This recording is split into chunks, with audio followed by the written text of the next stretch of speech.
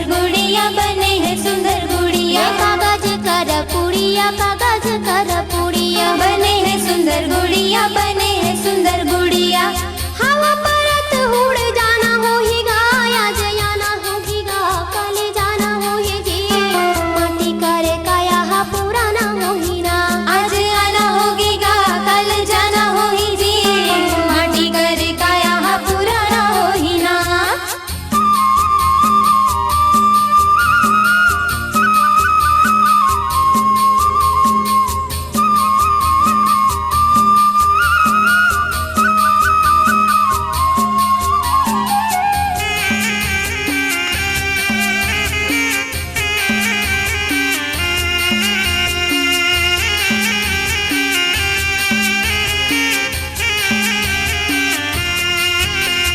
यह संसार में जलन भरम है, जलन भरम है। सतना जन छोड़ो नहीं तो फुट हा करम है, फुट हा करम है।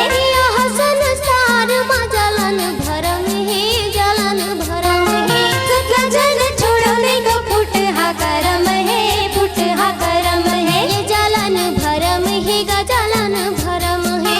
फुट हा करम है, फुट हा करम है। ये जलन भरम है गा, जलन भरम है। फुट हा करम है, फुट हा करम है। ये धरती फटत घुस जाना होगा, आज आना होगा, कल जाना होगी जी। माटी करे काया हा पुराना होहिना, आज आना होगेगा कल जाना होही जी। माटी करे काया हा पुराना होही ना। पंथी भजन के मशहूर दूरदर्शन कलाकार राम अवतार महादेवा और तारा कुलकर्णी के स्वर में टेप कैसेट और वीडियो सीडी गिरौदपुरी पावन माटी। ए संगवारी मन के मना की मना ले तन जी।